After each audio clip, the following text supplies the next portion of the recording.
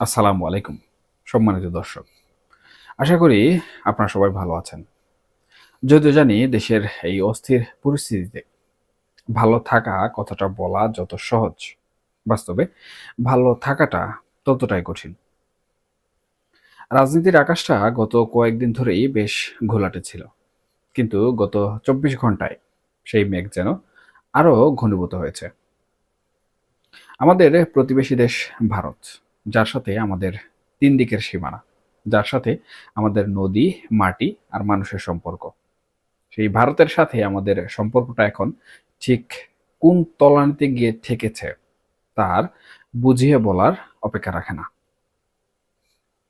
আর ঠিক এই উত্তপ্ত পরিস্থিতির মধ্যেই অনেকটাই বোমা ফাটালেন সাবেক প্রধানমন্ত্রী শেখ হাসিনা। দীর্ঘদিনের নীরবতা ভেঙে তিনি মুখ খুলেছেন। আর যা বলছেন তা নিয়ে এখন তুলপাড় চলছে রাজনীতির অন্দরমহলে এবং কূটনৈতিক পাড়ায়। আজ আমি আপনাদের সাথে সেই বিষয়গুলো নিয়েই একটু খোলামেলা আলোচনা করব। একটু গভীরে গিয়ে বোঝার চেষ্টা করব আসলে কি ঘটছে এবং কেন ঘটছে। আপনারা নিশ্চয়ই শুনেছেন শেখ হাসিনা ভারতীয় সংবাদ মাধ্যম সংস্থা এএনআই কে একটি বিশেষ সাক্ষাৎকার দিয়েছেন। তিনি এখন ভারতে অবস্থান করছেন, কিন্তু তার নজর যে বাংলাদেশের প্রতিটি মুহূর্তের উপর নিবন্ধ, সেটা তার কথা থেকে পরিষ্কার বোঝা যায়। তিনি সরাসরি একদম কোনো রাগঢাক না রেখেই বর্তমান অন্তর্বর্তীকালীন সরকার এবং বিশেষ করে প্রধান উপদেষ্টা ডক্টর মোহাম্মদ ইউনূসকে দায়ী করেছেন এই সম্পর্কের অবনতির জন্য। দেখুন, তিনি স্পষ্ট ভাষায় বলেছেন, বাংলাদেশ ও ভারতের মধ্যে যে ঐতিহাসিক এবং বন্ধুত্বপূর্ণ সম্পর্ক ছিল তা নষ্ট করার জন্য এককভাবে যদি কাউকে দায়ী করতে হয়, তবে তিনি হলেন ডক্টর ইউনূস। এখন প্রশ্ন হলো, শেখ হাসিনা কেন এতটা কঠোর ভাষায় কথাগুলো বললেন? তিনি একটি খুব গুরুত্বপূর্ণ অভিযোগ তুলেছেন। তিনি বলেছেন, বর্তমান সরকার আসলে নামেই সরকার, কিন্তু এর ভেতরে কোনো ক্ষমতা নেই। সরকার প্রধান হিসাবে ডক্টর ইউনূসকে তিনি ক্ষমতাহীন বা অনেকটা পুতুল হিসাবে ইঙ্গিত করেছেন। তার মতে দেশের প্রকৃত নিয়ন্ত্রণ এখন আর সরকারের হাতে নেই, বরং নিয়ন্ত্রণ চলে গেছে তাদের হাতে যারা একসময় চরমপন্থী বা জঙ্গি হিসাবে পরিচিত ছিল। আপনারা একটু ঠান্ডা মাথায় ভাবুন তো, তিনি আসলে কি বুঝাতে চাইছেন। তিনি বলছেন যারা এতদিন জেলে ছিল, যারা চরমপন্থা বা জঙ্গিবাদের দায়ে অভিযুক্ত ছিল, ৫ই আগস্টের পর তাদের জেল থেকে ছেড়ে দেওয়া হয়েছে। আর এখন নাকি এই চরমপন্থীরাই নির্ধারণ করছে বাংলাদেশের পররাষ্ট্রনীতি কেমন হবে। এটা যদি সত্যি হয়, তবে তা আমাদের জাতীয় নিরাপত্তার জন্য কতটা ভয়াবহ তা কি আমরা কোনোভাবে কল্পনা করতে পারছি? দেখুন, একটি দেশের বিদেশ নীতি বা ফরেন পলিসি নির্ধারিত হয় সেই দেশের জাতীয় স্বার্থে, অভিজ্ঞ কূটনীতিকদের পরামর্শে। কিন্তু সেই নীতি যদি উগ্রবাদী গোষ্ঠীর ইশারায় চলে, তখন প্রতিবেশী দেশগুলোর সাথে যে সুসম্পর্ক তা নষ্ট হওয়াটাই কিন্তু স্বাভাবিক।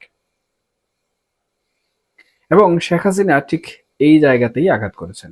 তিনি বুঝাতে চেয়েছেন ভারত বিদ্বেষী যে এজেন্ডা এখন বাংলাদেশে চলছে তা সাধারণ মানুষের এজেন্ডা নয়, বরং এটি সেই সব উগ্রবাদী গোষ্ঠীর এজেন্ডা যাদের বর্তমান সরকার প্রশ্রয় দিচ্ছে। এর জ্বলন্ত উদাহরণ হিসাবে সামনে আসছে ময়মনসিংহের ভালুকার সেই মর্মান্তিক ঘটনাটি। দীপুচন্দ্র দাস একজন সাধারণ পোশাক শ্রমিক, একজন সংখ্যালঘু যুবক। তাকে কি নির্মমভাবে পিটিয়ে গাছে ঝুলিয়ে আগুনে পুড়িয়ে হত্যা করা হলো। আপনারা যারা সেই ঘটনার বর্ণনা শুনেছেন বা ছবি দেখেছেন, তাদের নিশ্চয়ই গা শিউরে উঠেছে। ভারত সরকার এই ঘটনার তীব্র নিন্দা ইতিমধ্যেই জানিয়েছে। সেখানে নানা বিক্ষোভ আন্দোলন দেখা গেছে। তাদের পররাষ্ট্র মন্ত্রণালয় থেকে বিবৃতি দিয়ে বলা হয়েছে তারা এই ঘটনায় উদ্বিগ্ন এবং দোষীদের বিচার চায়। এটা খুব স্বাভাবিক প্রতিক্রিয়া। পৃথিবীর যে কোনো দেশেই যদি সংখ্যালঘুর উপর এমন বর্বরতা হয়, তবে বিশ্ব বিবেকে নাড়া দেবেই। কিন্তু আমাদের সরকারের প্রতিক্রিয়া কি ছিল? আমাদের পররাষ্ট্র মন্ত্রণালয় থেকে পাল্টা বিবৃতি দিয়ে বলা হলো, ভারতের এই উদ্বেগ নাকি অহেতুক। তারা ঘটনাটিকে বিচ্ছিন্ন ঘটনা বলে চালিয়ে দিতে চাইল। তারা বলল, এর সাথে সংখ্যালঘু নির্যাতনের কোনো সম্পর্ক নেই।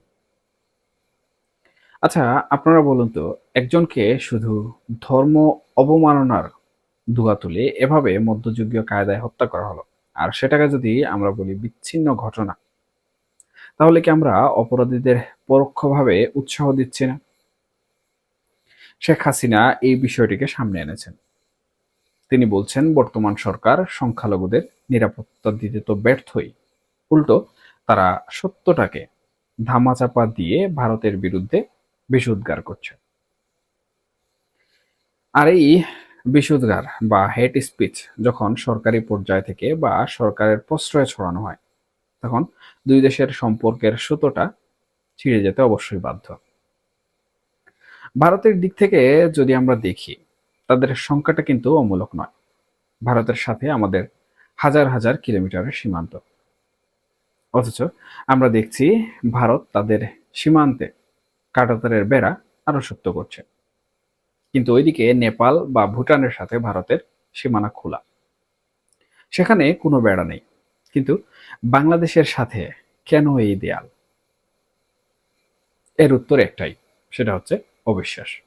ভারত বিশ্বাস করতে পারছে না যে ওপাশ থেকে, অর্থাৎ বাংলাদেশ থেকে তাদের জন্য কোনো হুমকি আসবে না।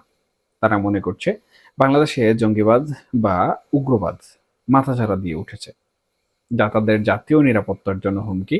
আর এই অবিশ্বাসের দেয়ালটা গত কয়েক মাসে আরো উঁচু হয়েছে।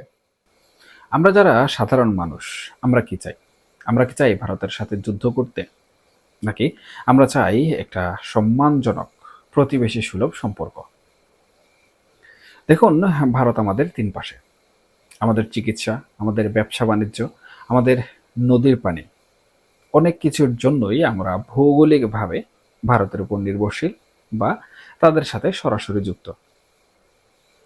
এখন আবেগের বশবর্তী হয়ে বা কারো উস্কানিতে পড়ে আমরা যদি ভারতের সাথে সম্পর্কটা একেবারে নষ্ট করে ফেলি, তবে তার মাসুল কি আমাদের দিতে হবে না? নিত্য প্রয়োজনীয় পণ্যের দাম, চিকিৎসার জন্য যাওয়া রোগীদের ভোগান্তি, এসব তো সাধারণ মানুষকেই পোহাতে হবে। যারা এসি রুমে বসে উগ্রবাদী স্লোগান দেয় বা বিদেশ নীতি ঠিক করে, তাদের তো লাইনে দাঁড়িয়ে ভিসা নিতে হয় না বা সীমান্তে গুলি খেয়ে মরতে হয় না। শেখ হাসিনা তার সাক্ষাৎকারে একটা আশার কথাও শুনিয়েছেন। তিনি বলেছেন, তিনি বিশ্বাস করেন এই অন্ধকার সময়টা কেটে যাবে। তিনি ভারতকে এখনো বাংলাদেশের বিশ্বস্ত বন্ধু মনে করেন। তার মতে এই যে সম্পর্ক নষ্ট হচ্ছে, এটা সামরিক এবং কৃত্রিমভাবে তৈরি করা। তিনি আশা প্রকাশ করেছেন যে যখনই বাংলাদেশে একটি বৈধ সরকার আসবে, যারা জনগণের ভোটে নির্বাচিত এবং যারা বাস্তবতাকে বুঝে, তখন আবার দুই দেশের সম্পর্ক স্বাভাবিক হবে। তিনি গত 15 বছরের উদাহরণ টেনেছেন, যখন দুই দেশের মধ্যে একটা স্থিতিশীল সম্পর্ক ছিল। এখন অনেকে হয়তো বলবেন, শেখ হাসিনা ভারতে বসে ভারতের পক্ষে কথা বলছেন। কিন্তু আমাদের একটু নিরপেক্ষভাবে চিন্তা করতে হবে।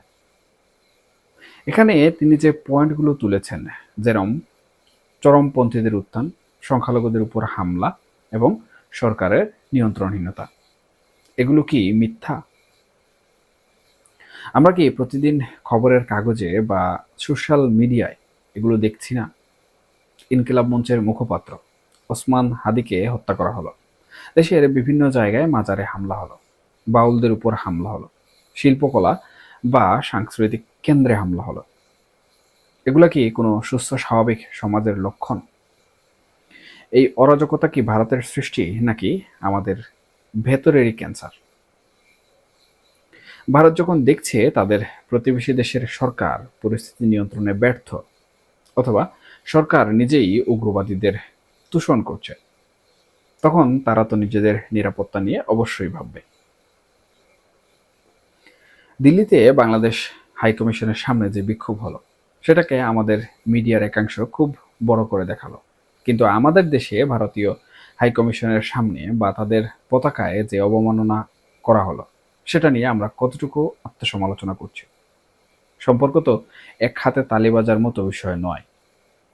সম্মান দিলে সম্মান পাওয়া যায়।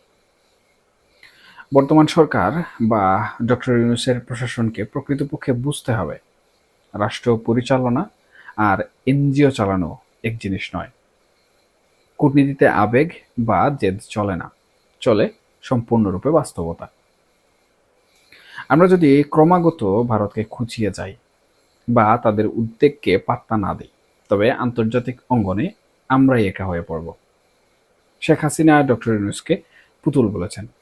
হয়তো তিনি বুঝাতে চেয়েছেন যে ইউনূস সাহেবের ব্যক্তিগত ইমেজ বা নোবেল পুরস্কারের আড়ালে আসলে কলকাঠি নাড়ছে অন্য কোনো শক্তি। এখন প্রশ্ন হলো, সেই শক্তি আসলে কারা?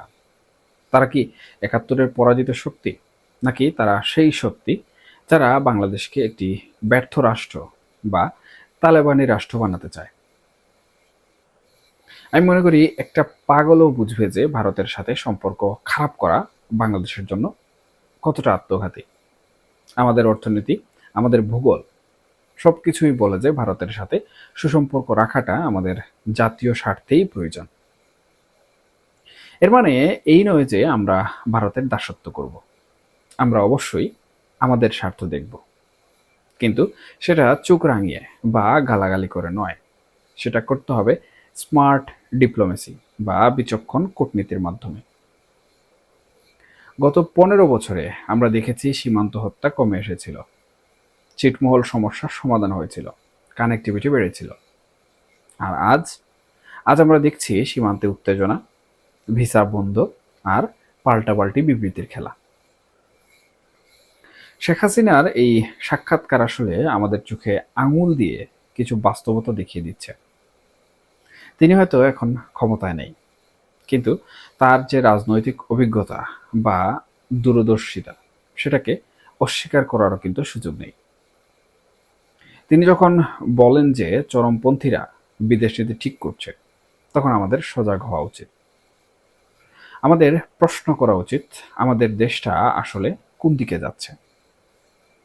আমরা কি উন্নয়নের মহাসড়ক থেকে ছিটকে পড়ে অন্ধকারের কোনো গলিতে ঢুকে যাচ্ছি?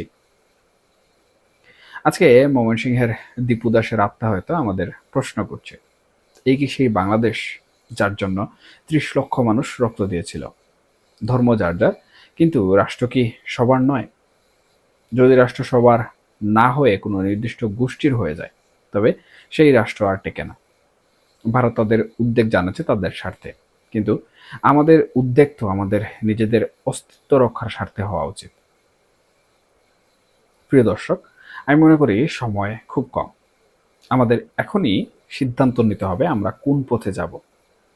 আমরা কি উগ্রবাদের আগুনে পুড়ে ছাই হব, নাকি সহনশীলতা আর বাস্তবমুখী রাজনীতির পথে ফিরে আসব? শেখ হাসিনার বক্তব্যকে কেবল রাজনৈতিক বক্তব্য হিসাবে না দেখে এর পেছনের সতর্ক বার্তাটা আমাদের বোঝা দরকার।